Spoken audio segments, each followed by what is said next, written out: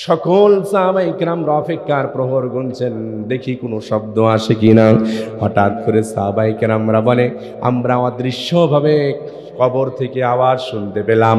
মনে হলো ওই যুবকের কণ্ঠে যুবক বলছে, ও খলিফাতুল মুসলিমিন ওমর, আল্লাহ রাব্বুল আলামিনের ভয়ে যে আমি আমার নিজের নফসকে গুনাহ থেকে হেফাজত করেছিলাম, ইচ্ছা করলে যুবতীর সাথে আমি পাপ কাজ করতে পারতাম, কিন্তু মহান রবকে আমি ভয় করে আমি পাপ কাজ থেকে নিজেকে বিরত রেখেছি। এই জন্য মৃত্যুর পরে আল্লাহ রাব্বুল আলামিন কবরের ভিতরে আমাকে দুইটি জান্নাতের সুসংবাদ দান করেছে। আমার প্রিয় ভাইরা, যারা নিজেকে গুনাহ থেকে বিরত রাখে, এই জন্য যে হাসরের ময়দানে আমাকে আল্লাহ রাব্বুল আলামিনের সামনে হিসাব দেওয়া লাগবে, এদেরকে আল্লাহ তাআলা একটি জান্নাত নয়, মিনিমাম দুইটি জান্নাত দিয়ে ধন্য করবেন। সুবহানাল্লাহ বলেন।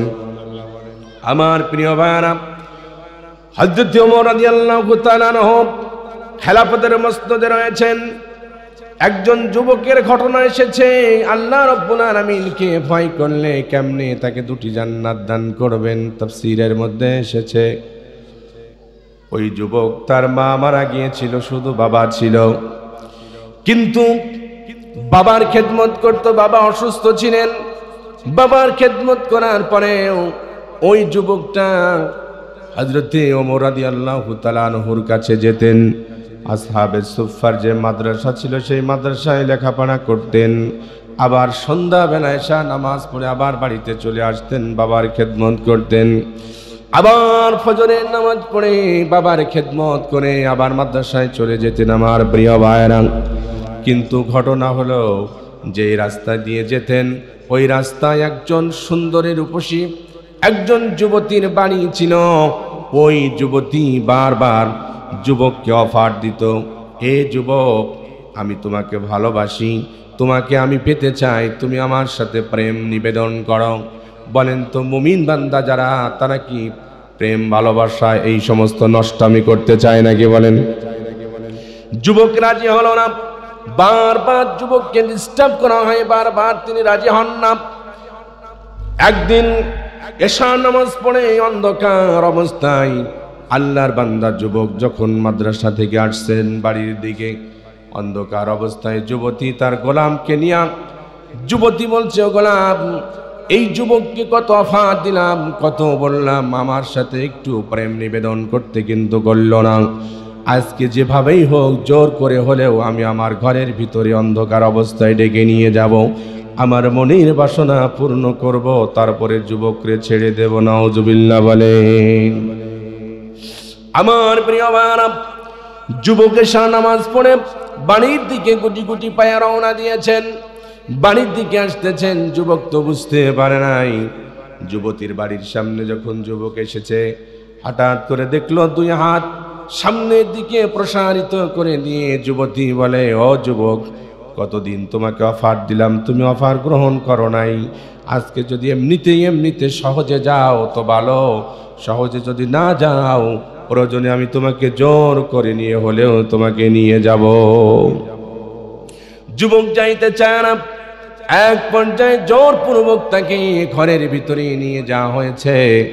চতুর্দিকে ঘরের দরজা বন্ধ করে দেওয়া হয়েছে, গেট বন্ধ করে দেওয়া হয়েছে।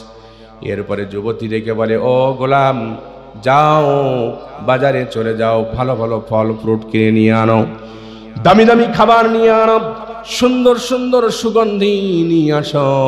আজকে রাত্রিবেলায় আমি আমোদ করব, ফুর্তি করব, কারণ আমার জীবনের সবচাইতে প্রিয় মানুষটাকে আমি আজকে কাছে পেয়েছি।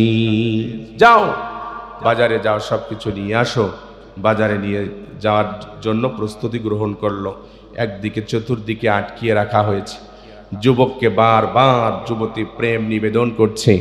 বলেন তো, যে চতুর্দিকে আটকানো থাকলে পারেও দুনিয়াতে যদি কেউ নাও দেখে তো দেখেন কি? বলেন তো, শুধু রব দেখেন না, হাসরের ময়দানে আল্লাহ রাব্বুল আলামিন প্রত্যেকটা গুনার জন্য আল্লাহ রাব্বুল আলামিন কমসে কম 4 ক্যাটাগরি সাক্ষী রাখবেন। কয় ক্যাটাগরির ভাই? কেউ না দেখলেও আল্লাহ তো দেখছেন। হাসরের ময়দানে প্রত্যেকটি মানুষের সামনে আল্লাহ রাব্বুল আলামিন চার ক্যাটাগরির সাক্ষী রেখে দেবেন। সুবহানাল্লাহ বলেন। এবার যুবক চিন্তা করল, হ্যাঁ রে, দুনিয়ার কোনো মানুষ দেখে না, কিন্তু আমার আল্লাহ রাব্বুল আলামিন তো আমাকে দেখছেন। যদিও সাময়িক সময়ের জন্য মনটা এনজয় হবে, কিন্তু হাসরের ময়দানে জাহান্নামের আগুন তো আমি সহ্য করতে পারবো না। বলেন, যারা আল্লাহকে ভয় করে তারা কি কখনো পথ ভুলে যেতে পারে নাকি? বলেন তো। হৃদয়ে আছে আল্লাহর ভয়, তারা কভু পথ ভুলে যায় না। ঠিক কিনা বলেন? যাদের হৃদয়ে আছে আল্লাহর ভয়, তারা কভু পথ ভুলে যায় না। আল্লাহর প্রেম ছাড়া এই দুনিয়ায় কারো কাছে কোনো কিছু চাই না। রাতের আধারে যারা সিজদাতে রয়, দু চোখের অশ্রুতে নদী যেন বয়। রাতের আধারে যারা সিজদাতে রয়, দু চোখের অশ্রুতে নদী যেন বয়। ছলনার হাতছানি যত আসুক, পেছনে ফিরেও সে তাকাই না। যাদের হৃদয়ে আছে আল্লাহর ভয়, তারা কভু পথ ভুলে যায় না। আল্লাহর প্রেম ছাড়া এই দুনিয়ায় কারো কাছে কোনো কিছু চাই না। আমার প্রিয় ভাইরা, যুবক চিন্তা করলো, না না, কেউ যদি আমার নাও দেখেন, দেখেন কে? বলেন আল্লাহ দেখেন। আমার প্রিয় ভাইরা, শুধু আল্লাহ নয়, আল্লাহ কুরআনুল কারীমের মধ্যে বলছেন, আল্লাহ বাদেও হাসরের ময়দানে প্রত্যেকটি মানুষের অপরাধের জন্য 4 ক্যাটাগরির সাক্ষী আল্লাহ পেশ করবেন। কয় ক্যাটাগরির? বলেন, কথা বলেন। 4 ক্যাটাগরির সাক্ষী আল্লাহ রাব্বুল আলামিন আমার সামনে পেশ করবেন। ও দুনিয়ার ভাইয়েরা, আমরা যখন গুনাহ করতে যাই, মনে হয় যেন ডান দিকে তাকায়, বাম দিকে তাকায়, এরপরে সামনে তাকায়, পেছনে তাকায়। যখন দেখি কেউ নাই, তখন মনে হয় এই গুনাহটা করা যায়। কথা বলে না? কেউ যখন নাই, গুনাহটা করা যায় না। দুনিয়ার কোনো মানুষ না দেখলেও বলেন তো দেখেন কে? আমার ভাইরা, এই জন্য আল্লাহ রাব্বুল আলামিন প্রত্যেকটা গুনার জন্য 4টি করে সাক্ষী রেখেছেন। আল্লাহ তাআলা কুরআনুল কারীমের মধ্যে তাও বলে দিলেন, ওয়া কুল্লা ইনসানিন আলজামনাহু তাইরাহু ফি উনুকি ওয়া নুখরিজু লাহু ইয়াওমাল কিয়ামাতি কিতাবান ইয়ালকাহু মানশুরা। আল্লাহ রাব্বুল আলামিন এই যে আমার দিকে খেয়াল করেন, প্রত্যেকটি মানুষের গ্রীবা লগ্ন এই যে গলার কাছে একটা মেমোরি কার্ড মতো রেখেছেন। মানুষ দুনিয়াতে যা কিছু করবে অটোমেটিকলি রেকর্ড করে দেবেন। কে? বলেন। আল্লাহ পাক বলেন, এই অদৃশ্য মেমোরি কার্ডটা কিয়ামতের দিন অনুখরিজু লাহু ইয়াওমাল কিয়ামাতি কিতাবান ইয়ালকাহু মানশুরা, একটা কিতাব আকারে তৈরি করা হবে। এই কিতাবটা মানুষের সামনে দেয়া হবে, যার নাম আমলনামা। এই আমলনামাটা মানুষের সামনে দিয়ে বলবেন, আল্লাহ বলবেন, ইকরা কিতাবাকা কাফা বিনাফসিকাল ইয়াওমা আলাইকা হাসিবা। হে বান্দা, তুমি তোমার আমলনামাটা পড়ো। আজকে তোমার হিসাবের জন্য তুমি যথেষ্ট। তুমি তোমার আমলনামাটা পড়ো। অনেকেই বলবে যে আমলনামা তো আমি পড়তে পারি না, মূর্খ মানুষ, কিভাবে পড়ব? আমলনামা তো আরবিতে লেখা থাকবে, কেমনে পড়ব? মুফাসসিরিন ইকরাম বলেন, শোনো দুনিয়ার মানুষেরা, যখন আল্লাহ পাক রব্বুল আলামিন হাসরের ময়দানে বলবেন ইকরা, পড়ো, এই কথাটা বলার সাথে সাথে পৃথিবীর সকল মানুষগুলি, মূর্খ যারা ছিল, শিক্ষিত যারা ছিল, সকলেই হাসরের ময়দানে দুনিয়াতে সবচেয়ে বড় শিক্ষিতের মতো শিক্ষিত হয়ে পড়া শুরু করে দেবে। সুবহানাল্লাহ বলে। এই হলো 1 নম্বর সাক্ষী। আল্লাহ আমলনামা দেবেন। এই আমলনামা অপরাধী যারা হবে, অপরাধীরা এই আমলনামা যখন দেখবে তারা ভীতু সন্ত্রস্ত হয়ে যাবে। আল্লাহ পাক কুরআনুল কারীমের মধ্যে তাও বলেন, ওয়াউদিয়াল কিতাবু ফাতারাল মুজরিমিনা মুশফিকিনা মিম্মা ফী। মুজরিমিন যারা অপরাধী তারা ভীতু সন্ত্রস্ত হয়ে যাবে, আর তারা বলতে থাকবে, ওয়ায়াকুলুনা ইয়া ওয়াইলাতানা মা লিহাযাল কিতাব। এটা কেমন কিতাব, যেই কিতাবের মধ্যে লা ইউগাদিরু সাগীরাতাও ওয়ালা কাবীরাতান ইল্লা আহসাহা।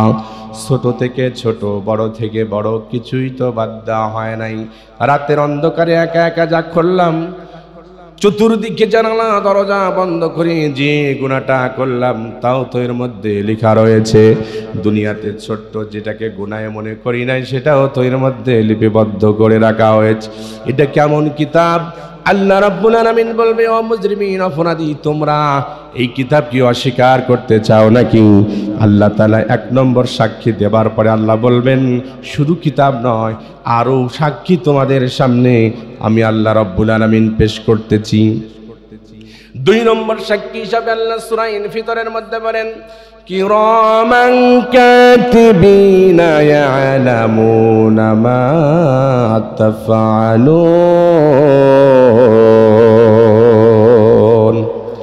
আল্লাহ রাব্বুল আলামিন বলেন, দুই নম্বর সাক্ষী হিসাবে আল্লাহ রাব্বুল আলামিন কিয়ামতের দিন এই দুই কাদের মধ্যে দুইজন ফেরেশতা রয়েছে।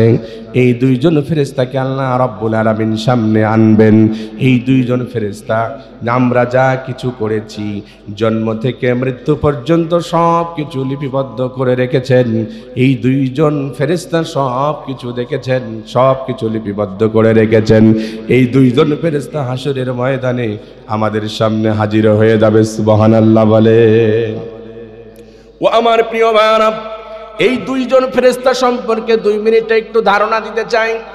আমাদের জন্ম থেকে মৃত্যু পর্যন্ত আল্লাহ রাব্বুল আলামিন দুই কাদের মধ্যে যে দুজন ফেরেশতা নিলেন, ডান দিকের ফেরেশতাকে আল্লাহ তাআলা নেক লেখার জন্য নিযুক্ত করেছেন, আর বাম দিকের ফেরেশতাকে আল্লাহ রাব্বুল আলামিন গুনাহ লেখার জন্য নিযুক্ত করেছেন। তবে মহান রব তিনি আমাদের প্রতি কত দয়া করেছেন একটু অনুভব করেন, শোনেন মন দিয়া। আল্লাহ রাব্বুল আলামিন ডান দিকের ফেরেশতা যিনি সওয়াব লিখেন, তাকে নির্দেশনা দেয়া আছে, আমার বান্দা যদি কোনো একটা ভালো কাজের নিয়ত করে, সঙ্গে সঙ্গে আমার বান্দার আমল নামায় তুমি দেরি করবা না, একটা সওয়াব লিখে দিবা। সুবহানাল্লাহ বলে না? এরপরে আমার বান্দা যদি নিয়তের ওই কাজটা সম্পূর্ণ করতে পারে, তাহলে আমার বান্দাকে শুধু একটা নেকি নয়, ওই একের সাথে 10 গুণ দিয়ে যত সওয়াব হয় আমল নামায় লিখে দিবা। আমার প্রিয় ভাইরা, ভালো করে লক্ষ্য করে শুনুন, কিন্তু গুনাহ লেখার ক্ষেত্রে কিন্তু এমনটি নয়। কোন বান্দা যদি গুনার নিয়ত করে, সঙ্গে সঙ্গে কিন্তু গুনাহ লেখা হয় না। সুবহানাল্লাহ বলে না? এরপরে যদি কোনো বান্দা গুনার কাজটা করে ফেলে, তাহলে পারে 1কে 10 দিয়ে গুণ করে লেখা হয় না, বরং একটা গুনার জন্য একটাই লেখা হয়।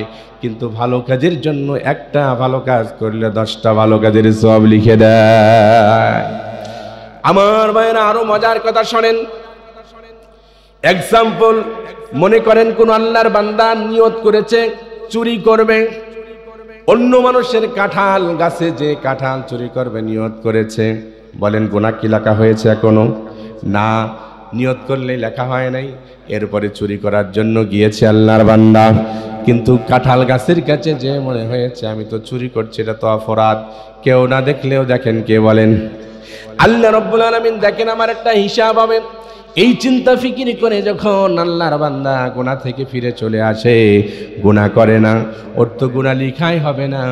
আল্লাহর ভয়ে যে সে গুনার নিয়ত করার পরেও গুনাহ থেকে ফিরে আসলো, এই জন্য আল্লাহ রাব্বুল আলামিন খুশি হয়ে ওর একটা নেকি লিখে দেয়। দেখেন দয়াময় আল্লাহ কত বড় দয়াবান। গুনাহ তো লিখবেই না, খুশি হয়ে আল্লাহ তাআলা একটা সওয়াব লিখে দেয়।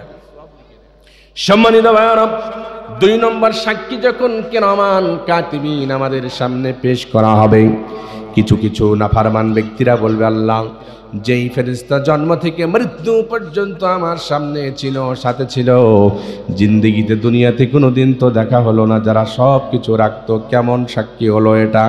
উপেক্ষা করতে যখন যাবে, তিন নম্বর সাক্ষী আল্লাহ রাব্বুল আলামিন পেশ করবেন। সেটা কোরআনুল কারীমের মধ্যে আল্লাহ পাক বলেন, ইয়াউমা ইযিন তুহাদ্দিসু আখবারাহা বিআন্না রাব্বাকা আওহা লাহা। হাশরের ময়দানে যেই জমিনের উপরে আমরা চলাফেরা করি, এই জমিনের জবান আল্লাহ রাব্বুল আলামিন খুলে দেবেন। জমিন কথা বলবে, আমরা যা অপরাধ করেছি সব জমিন সুন্দর করে রেকর্ড করে রেখেছে। হাশরের ময়দানে আমার বিরুদ্ধে এই জমিন সাক্ষী দেবে, সব কিছু বলে দেবে। তখন দুনিয়ার মানুষেরা বলবে, হাই হাই, এটা কেমন কথা যে জমিন কথা বলে? দুনিয়াতে তো কখনো জমিন কথা বলতে দেখলাম না, এখন জমিন কথা বলে, এটা কেমন ব্যাপার? আল্লাহ রাব্বুল আলামিন ডেকে বলবেন, বান্দারে, এটা কেউ কি তুমি অস্বীকার করতে চাও? কিন্তু 4 নম্বর যে সাক্ষীটা দিবে, এইটা আর অস্বীকার করার মতো কোনো পন্থা বান্দা খুঁজে পাবে না।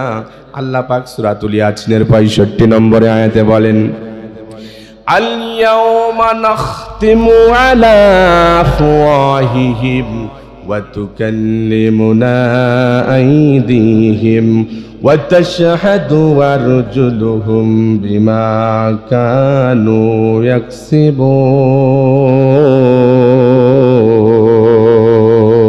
ইয়াকসিবুন। আল্লাহ রাব্বুল আলামিন ডেকে বলেন, আল ইয়াউমা নাখতিমু আলা আফওয়াহিহিম, সেদিন এই সমস্ত অপরাধী যারা, তাদের মুখের ওপরে মোহর মেরে দেওয়া হবে, আর কথা বলতে পারবে না। আল্লাহ পাক বলেন, তুকাল্লিমুনা আইদিহিম, আমি তাদের হাতের সাথে কথা বলবো। হাতের জবান খুলে দেবেন কে বলেন? এই হাত কথা বলবে। যত অপরাধ দুনিয়াতে করেছি সব অপরাধের কথাই হাত বলে দেবে। আল্লাহ পাক ডেকে বলেন, অতাশহাদু আরজুলুহুম বিমা কানু ইয়াকসিবুন, আর এই যে পাও দেখতেছেন, পারও জবান খুলে দেওয়া হবে। এই পা হাশরের ময়দানে বলবে, রব্বে কারীম, এই হাত যা যা বলছে সব সঠিক, কারণ হাত যেখানে ছিল আমি পাও তো সেখানে ছিলাম। তোমার বান্দা এই অপরাধ করেছে। বলেন তো সেদিন কি আর কোনো উপায় থাকবে? নিজের অঙ্গ প্রত্যঙ্গগুলো হাশরের ময়দানে আল্লাহ পাকের কাছে সাক্ষী দেবে। শুধু হাত আর পাও নয়, যেই কান দিয়ে আপনি গুনার বাজনা শুনেছেন, অশ্লীল কথাবার্তা শুনেছেন, যেই জবান দিয়ে আপনি অশ্লীল কথা বলেছেন, যেই চোখ দিয়ে আপনি অশ্লীল কিছু দেখেছেন, সেগুলো হাশরের ময়দানে সাক্ষী দেবে। শুধুমাত্র তাই নয়, শরীরের চামড়া পর্যন্ত আল্লাহ রাব্বুল আলামিনের কাছে সাক্ষী দেবেন।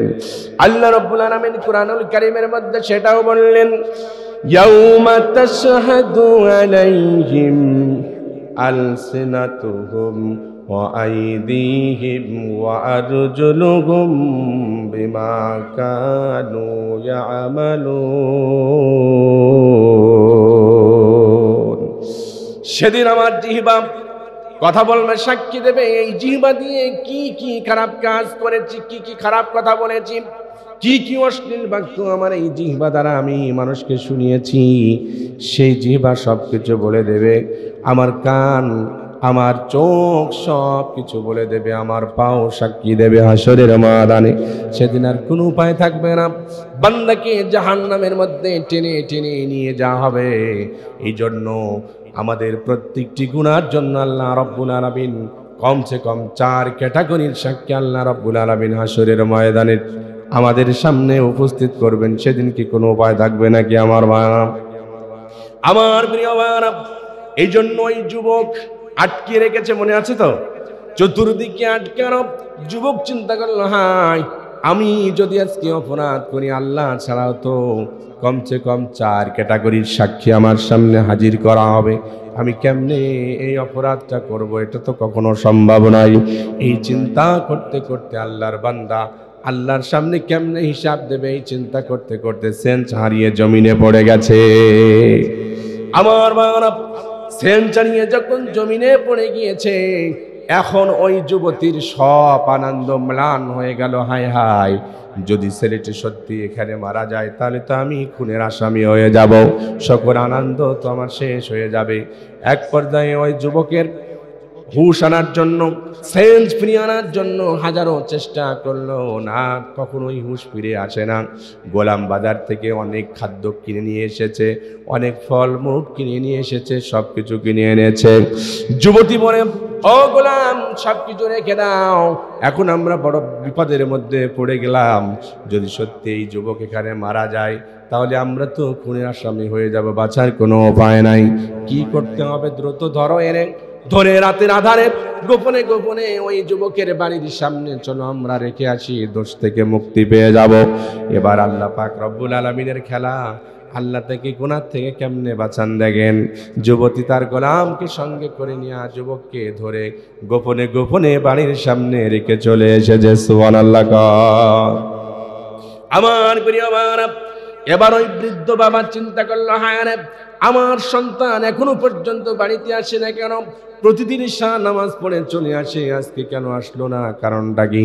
বৃদ্ধ বাবা, অসুস্থ বাবা, বাড়ির বাইরেও যেতে পারে না। এক পর্যায়ে আস্তে আস্তে করে ঘরের দরজা খুলে বাইরে যখন একটু বেরিয়ে এসেছে, দেখে ঘরের সামনে কলিজার টুকরা সন্তান অজ্ঞান হয়ে পড়ে আছে। বাবা চিৎকার শুরু করে দিল। বাবার চিৎকারে প্রতিবেশীরা ছুটে এসে যুবককে ধরল। যুবককে ধরে এবার তার মাথার মধ্যে পানি দেওয়ার সেবা শুশ্রূষা করে যখন তার জ্ঞান ফিরে আসলো, যুবককে ডেকে বলে, বাবা, তোমার এই অবস্থা করেছে কি, তুমি বলো। যুবক ডিটেলসলি সব ঘটনা বলল। এক পর্যায়ে, আমি কিভাবে অজ্ঞান হয়ে গিয়েছি, এরপরে কিভাবে এখানে আসলাম, আমি আর বলতে পারি না। চোখের পানি ছেড়ে দিয়ে যুবক কান্না করে আর বাবার গলা জড়িয়ে ধরে কান্না করে। এক পর্যায়ে যুবক বলে, আব্বা জান, আল্লাহ রাব্বুল আলামিনকে ভয় করে আমি গুনাহ করি নাই। আল্লাহ রাব্বুল আলামিন কুরআনুল কারীমের মধ্যে বলেছেন, ওয়ালিমান খাফা মাকামা রাব্বিহি জান্নাতান। যদি কেউ আল্লাহর সামনে দাঁড়ানোকে ভয় করে, গুনাহ থেকে নিজেকে বিরত রাখে, আল্লাহ রাব্বুল আলামিন তাকে 2টা জান্নাত দান করবে। আব্বা, আমি যখন যদি মরে যাই, আমাকে কি আমার আল্লাহ 2টি জান্নাত দান করবে কিনা? সুবহানাল্লাহ বলেন। বাবা চোখের পানি রাখতে পারে নাই। না না বাবা, তোমার কিছু হবে না। কিন্তু যুবক ডেকে মনে, আব্বা, আমি বুঝতে পারতেছি আমি আর হয়তো বাঁচব না, তবে তোমার কাছে আমি একটা ওসিয়ত করে যাই, আমি যদি আজকে রাত্রের মধ্যে মারা যাই তাহলে কাউকে তুমি খবর দিবা না, বিশেষ করে হযরতে ওমর রাদিয়াল্লাহু তাআলা আনহুকেও বলবা না, অন্যান্য সাহাবায়ে কেরামকেও বলবা না। তারা যদি আমার এই হিস্টোরি শুনে তাহলে আমার ব্যাপারে খারাপ ধারণা করবে। আমি কেন ওই যুবতীর ঘরের মধ্যে গিয়েছিলাম, তারা তো হয়তো খারাপ ধারণা করতে পারে। এই জন্য আমি যদি আজকে রাত্রে মারা যাই তাহলে আজকে রাত্রে গোপনে গোপনে আমার কাফন আর দাফনের কাজ শেষ করে দিও। ঘটনাক্রমে কি হলো, যুবকটা গভীর রাত্রে দুনিয়া থেকে বিদায় নিয়ে চলে গেল, মরে গেল। বাবা তার প্রতিবেশীদেরকে সঙ্গে করে নিয়ে গোপনে গোপনে কাফন আর দাফনের কাজ রাতেই করে ফেললো। সকালবেলা ফজরের নামাজে হযরত ওমর যুবককে পেলেন না, মাদ্রাসা আসহাবে সুফার মধ্যেও পেলেন না। জোহরের নামাজ শেষ হয়ে গেল। হযরত ওমর রাদিয়াল্লাহু তাআলা আনহু সাহাবীদেরকে ডেকে বলে, ও সাহাবীরা, আমার অমুক যুবক কেন আসে নাই? ফজরেও তো পাইলাম না, আবার জোহর পেরিয়ে গেল, এখনো পর্যন্ত আসলো না, কারণটা কি দেখো। ওর বাবা অসুস্থ, বাবার কোনো বিপদ হলো নাকি তার কোনো বিপদ হলো, তোমরা একটু বাড়িতে যেয়ে দেখো। এবার বাড়িতে চলে গেল সবাই। বাবার কাছে ডেকে বলে, চাচা, আপনার সন্তান আজকে ফজর থেকে শুরু করে এখনো পর্যন্ত মাদ্রাসায় যায় নাই, কারণটা কি? বাবা চোখের পানি ছেড়ে দিয়ে সকল হিস্টোরিগুলো বলে দিল। এক পর্যায়ে সাহাবায়ে কেরামরা হযরত ওমরের কাছে চলে গেলেন। ওমরকে ডেকে বলেন, ও খলিফাতুল মুসলিমিন, এই ঘটনা, এই কারণে তোমার ওই যুবকটা আপনার কাছে আসে নাই। এবার হযরত ওমর কি বলে দেখেন, ও সাহাবীরা, আজকে আমরা যেই কাজের জন্য যেই এলাকায় যাব, সম্ভবত ওই যুবকের কবরটা ওই এলাকায় পড়বে। আমরা সাহাবায়ে কেরামরা একসাথে যে ওই যুবকের কবর জিয়ারত করব, যুবকের জন্য দোয়া করব। সুবহানাল্লাহ বলেন। আমার প্রিয় ভাইরা, হযরত ওমর রাদিয়াল্লাহু তাআলা আনহু আর সাহাবায়ে কেরামরা চলে গেলেন ওই রাস্তা দিয়ে কাজের জন্য। পেয়ে গেলেন কবরস্থানটা। আল্লাহর রাসূলের সাহাবী হযরত ওমর আর সাহাবীরা দাঁড়িয়ে গেলেন মাথার কিনারায়, দোয়া পড়লেন, কবর জিয়ারত করলেন, দোয়া করে চলে গেলেন। সাহাবায়ে কেরামরা কবর ছেড়ে দিলেন, কিন্তু হযরত ওমর রাদিয়াল্লাহু তাআলা আনহু কবরের সামনে মাথার কিনারায় দাঁড়িয়ে রয়েছে। সাহাবায়ে কেরামরা দূরে গিয়েছেন, কিন্তু হযরত ওমর এখনো কবর ছাড়েন না। খুব লক্ষ্য করে শুনুন কথাটা ভাইয়েরা আমার। হযরত ওমর এবার না গিয়ে একা একা দাঁড়িয়ে যুবকের কবরের ভিতরে লক্ষ্য করে ডেকে বলছেন, যুবক রে, আল্লাহ পাক রব্বুল আলামিন সূরা রহমানের মধ্যে বলেছেন, ওয়ালিমান খাফা মাকামা রাব্বিহি জান্নাতান। যদি কেউ আল্লাহর ভয়ে নিজেকে গুনাহ থেকে বিরত রাখে, আল্লাহ রব্বুল আলামিন তাকে দুইটি জান্নাতের সুসংবাদ দেয়। ও যুবক রে, তুমি তো নিজেকে গুনাহ থেকে আল্লাহর ভয়ে বিরত রেখেছিলে, মৃত্যুর পরে তোমাকে কেউ আল্লাহ রব্বুল আলামিন দুইটি জান্নাতের সুসংবাদ দিয়েছে কিনা? সুবহানাল্লাহ। সাহাবায়ে কেরামরা দূর থেকে এই কথা শুনে কেউ কেউ বলছেন, না না, এটা কি কখনো সম্ভব নাকি? কবর থেকে কি মৃত মানুষ কখনো কথা বলতে পারে নাকি? আবার কিছু কিছু সাহাবায়ে কেরাম দেখে বলে, না না, বলতেও তো পারে, কারণ জিজ্ঞেস করছে, এমন তো কোনো সাধারণ মানুষ নয়।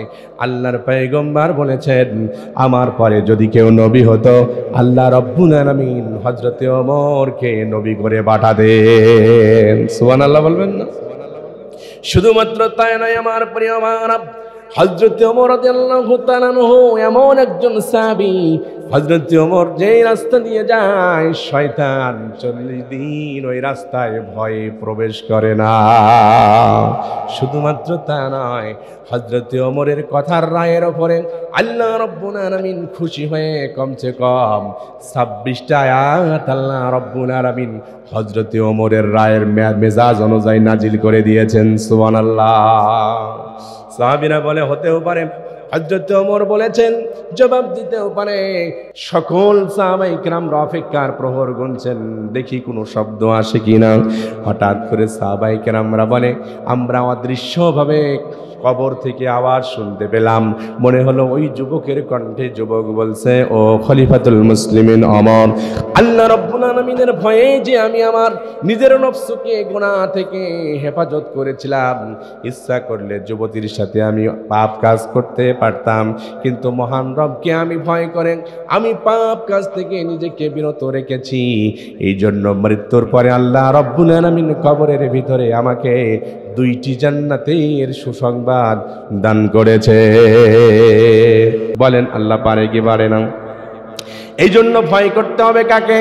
আল্লাহ রব্বুল আলামিনকে ভয় করতে হবে। আল্লাহ রব্বুল আলামিনকে যদি ভয় করতে পারি, আর যদি কখনো গুনাহ হয়ে যায়, বলেন তো গুনাহ মাপ চাইতে হবে কার কাছে? কোন সূরা থেকে আলোচনা করছি? সূরা প্রথম আয়াত পড়েছিলাম, সূরা আত-তাওবার 119 নম্বর আয়াত।